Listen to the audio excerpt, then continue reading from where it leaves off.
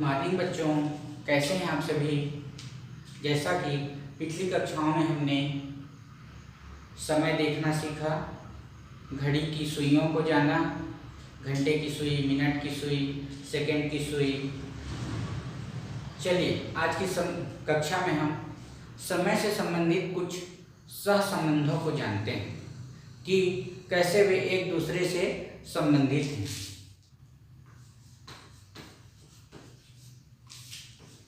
समय से संबंध, ठीक है। जैसे समय की सबसे छोटी इकाई से आप परिचित ही होंगे। समय की जो सबसे छोटी इकाई है वह है सेकंड। समय मापन की जो इकाई है वह है सेकंड। सेकंड से हम मिनट, घंटे, दिन, इस तरह से आगे बढ़ते हैं। तो चलिए सेकंड से ही शुरू करते हैं। सेकंड मिनट से कैसे संबंधित है, मिनट जो है घंटे से कैसे संबंधित है, इन सब चीज़ों को देखते हैं। और इन सब चीज़ों को याद रखेंगे तो हमें आगे चलकर विभिन्न इकाइयों को एक दूसरे में बदलने में आसानी होगी। तो चलिए देखते हैं हम कि एक इकाई कैसे एक दूसरे से संबंधित है। पहला हम देखते हैं सेकंड से मिनट। सबसे छोटी इकाई सेकंड है, तो सेकंड से हम मिनट की ओर चलते हैं। वह संबंध है 60 जो सेकंड है वह 1 मिनट के बराबर होता है। आप देखे होंगे घड़ी में जो टिक टिक करते सुई घूमती रहती है, सबसे पतली वाली वह सेकंड की होती है। और 12 से निकलकर उसे फिर दोबारा 12 में पहुंचने पर पूरे के पूरे 60 बार उसे टिक टिक करना पड़ता है। तो जब वह 12 से निकलकर दोबारा 12 में पहुंचता है तो वह समय होता है 1 मिनट का। और इस बीच वह 60 बार टिक टिक टिक करके आवाज करता है। तो वही है कि जो 60 सेकंड है वह 1 मिनट के बराबर होता है। या इसी को हम दूसरे रूप में कह सकते हैं 1 मिनट बराबर 60 सेकंड। हमने पहले कहा 60 सेकंड बराबर 1 मिनट या 1 मिनट बराबर 60 सेकंड। 1 मिनट 60 सेकंड के बराबर होता है। चलिए अब और आगे बढ़ते हैं। सेकंड को हमने मिनट, अब मिनट से हम चलते हैं आगे घंटे की ओर कि मिनट जो है घंटे से कैसे संबंधित है। तो जो 60 मिनट का समय है वह 1 घंटे के बराबर होता है। 60 मिनट, अगर मिनट की सुई सबसे मोटी वाली लंबी सुई जो होती है वह मिनट की सुई होती है, और यह 12 से निकलकर दोबारा 12 में जब पहुंचती है तो उस समय वह समय कहलाता है 1 घंटा। तो उस जो 12 से निकलकर फिर 12 पहुंचने में उसे 60 मिनट का समय तय करना होता है, और वह समय होता है 1 घंटे के बराबर। 1 घंटा, या इसी को हम कह सकते हैं 1 घंटे बराबर 60 मिनट। 1 घंटे बराबर 60 मिनट। चलिए अब मिनट से घंटे पहुंच गए। अब घंटे, घंटे के बाद आता है दिन। तो चलिए देखते हैं कि कितने घंटे बराबर एक दिन। बताइए, बिल्कुल सही, जो है 24 घंटे का समय है वह 1 दिन के बराबर होता है। 24 घंटे का समय 1 दिन के बराबर होता है। इस बीच चूंकि हमारी घड़ी में सिर्फ 12 तक ही बजते हैं, तो इसलिए हमारे घंटी की सुई को एक दिन में 2 चक्कर लगाने पड़ते हैं। रात के 12 बजे से दिन की शुरुआत होती है, फिर दोपहर को 12 तक पहुंचने में उसने 12 घंटे लिए, और फिर दोपहर के 12 बजे से फिर रात के 12 बजे पहुंचने में फिर उसने 12 घंटे लिए। तो इस तरह एक दिन में हो जाते हैं 24 घंटे, या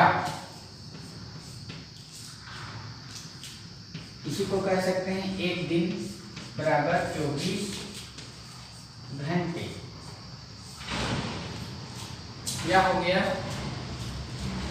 24 घंटे बराबर एक दिन, या एक दिन बराबर 24 घंटे। बहुत ही आसान है, हम छोटी इकाइयों से बड़े की ओर चल रहे हैं। अब हमने दिन सीखा, अब दिन के बाद आता है सप्ताह।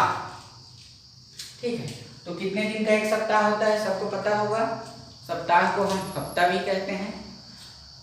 तो वह है 7 दिन बराबर एक सप्ताह।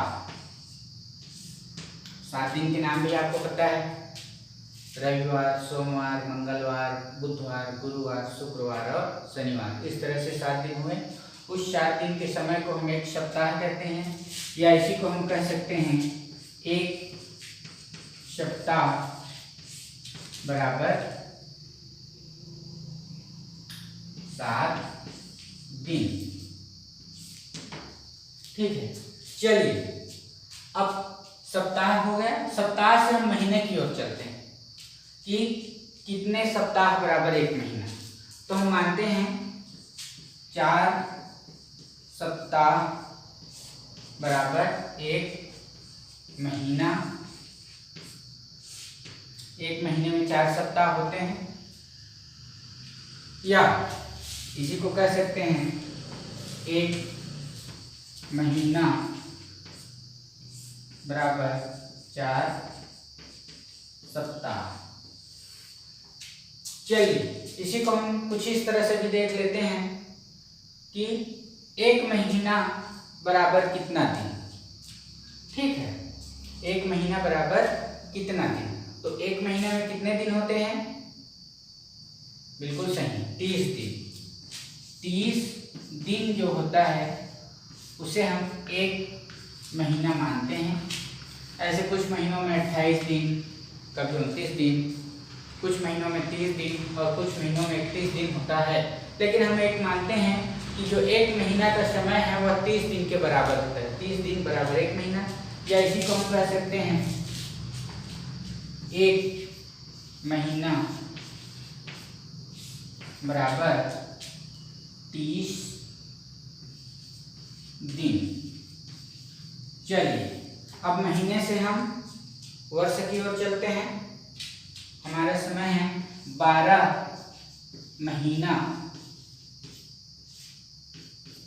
12 महीना का समय है वह एक वर्ष या एक साल के बराबर होता है। 12 महीना आपने पढ़ा है, जनवरी, फरवरी, मार्च, अप्रैल, मई, जून, जुलाई, अगस्त, सितंबर, अक्टूबर, नवंबर, दिसंबर, पूरे 12 महीने। दिसंबर के बाद फिर से नया वर्ष, जनवरी, फरवरी, मार्च, इस तरह से। तो 12 महीने का जो समय कहलाता है एक वर्ष, या इसको हम कह सकते हैं एक वर्ष बराबर 12 महीना। ठीक है, अब चलिए आगे चलते हैं कि एक वर्ष में कितने दिन होते हैं। ठीक है, तो हमारा होता है 365 दिन एक वर्ष के बराबर होता है। 365 जो दिन है एक वर्ष के बराबर होता है, या एक वर्ष बराबर 365 दिन। उसे इस तरह से भी कह सकते हैं। कभी कभी जब फरवरी 29 दिन का होता है तो एक वर्ष में 366 दिन भी हो जाते हैं, और जिस वर्ष में 366 दिन होते हैं उसे लीप वर्ष कहते हैं। यह भी हमें याद रखना है। तो लीप वर्ष जो होता है, या लीप वर्ष में जो दिनों की संख्या होती है वह 366 दिन की होती है। तो यह संबंध हम याद रख सकते हैं। इससे आगे और भी हम पढ़ सकते हैं 10 वर्ष का समय।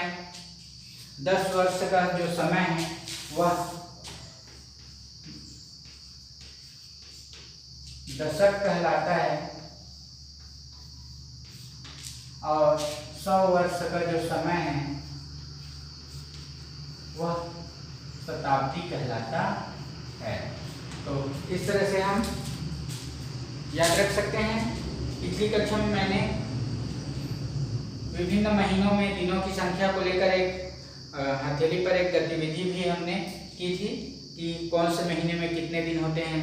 जैसे इस तरह से जनवरी, फरवरी, मार्च ऐसे गिनते चलते हैं। तो जो उभरे हुए में आएंगे वो 31 दिन के होंगे, और जो गड्ढे में आएंगे, अगर फरवरी है तो कभी 28 या लीप वर्ष में 29 दिन, और अन्य जो महीने हैं जो गड्ढे में आएंगे वह 30 दिन का। जैसे जनवरी ये उभरे भाग में आया तो यह 31 दिन, फरवरी गड्ढे में आया 28 से 29 दिन, मार्च उभरे हुए में 31 दिन, अप्रैल गड्ढे में तो 30 दिन, मई 31 दिन, जून 30 दिन, जुलाई 31 दिन, फिर अगस्त 31 दिन, सितंबर 30 दिन, अक्टूबर 31 दिन, नवंबर 30 दिन, दिसंबर 31 दिन। इस तरह से 12 महीनों में दिनों की जो संख्या है वह अलग अलग होती है, और इन 12 महीनों में कुल 365 दिन होते हैं। और जैसा बताया लीप वर्ष होता है वह 366 दिन का होता है, क्योंकि लीप वर्ष में जो फरवरी का महीना 29 दिन का हो जाता है। तो इस सहसंबंध को हमें याद रखना होगा, और इस आधार पर हम आगे घंटे को मिनट में बदलो, या मिनट को सेकंड में बदलो, या दिन को घंटे में बदलो, या वर्ष को महीने में बदलो, इस तरह के बहुत सारे प्रश्नों को इसकी मदद से हम हल करेंगे।